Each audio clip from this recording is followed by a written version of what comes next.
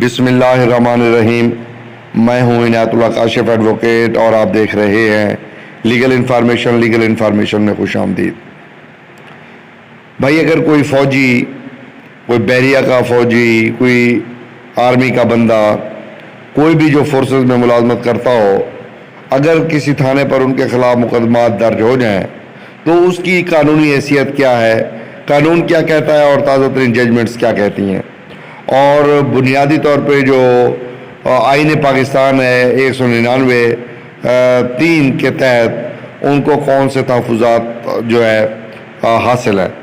ان تمام تر موضوعات پر گفتگو کرنے سے پہلے آپ تمام احباب سے استدعا ہے کہ چینل کو سبسکرائب کر لیں، بیل آئیکن کو پریس کر دیں، ویڈیو کو شیئر کر دیں۔ تو بڑھتے ہیں آج کے موضوع کی جانب۔ آرمڈ فورسز یا مسلح افواج کے ملازمین کے خلاف اگر کہیں پر مقدمات قائم ہوتے ہیں تو ان کی قانونی حیثیت کیا ہے، یہ بنیادی سوال بنتا ہے۔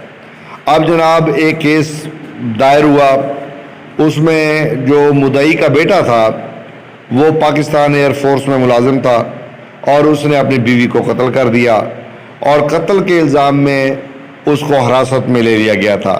یعنی آرم فورسز کا جو بندہ تھا اس نے اپنی بیوی کو قتل کیا، اور قتل کرنے کے بعد پولیس نے اس کو اپنی حراست میں لے لیا، اور مدعی جو تھا وہ اس لڑکے کا باپ جو تھا اس نے جا کے عدالت میں دروازہ کھٹکھٹایا۔ اب پاکستان ایئر فورس میں کام کرنے والے شخص کے متعلق جو ہے وہ جو پریزمپشن اختیار کی جائے گی، جو پرزیوم کیا جائے گا، جو قیاس کیا جائے گا، وہ یہ ہے کہ وہ دشمن کے خلاف محاذ پر ہے، اور پاکستان ملٹری لاز کے تحت اگر کارروائی کی جا رہی ہو تو عدالت عالیہ یا آنریبل ہائی کورٹ جو ہے وہ مداخلت نہیں کرتی، اور اس کیس میں بھی مداخلت کرنے سے انکار کر دیا اور پیٹیشن کو مسترد کر دیا۔ 2016 Pakistan criminal law general 146 Sindh. اور اسی طرح آرم فورسز کے خلاف معاملات آئین کی دفعہ 199(3) کے تحت پاکستان آرم فورسز کے کسی ممبر کے خلاف کسی بھی معاملے میں اس کے خلاف حکم جو ہے وہ جاری نہیں کیا جا سکتا۔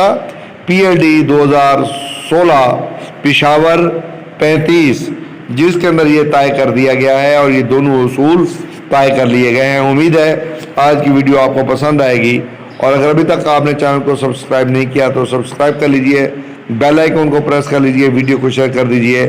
اگر آپ کا کوئی سوال ہو تو کمنٹ باکس میں ضرور کیجئے گا، ہماری ٹیم آپ کو ضرور جواب دے گی۔ بہت شکریہ۔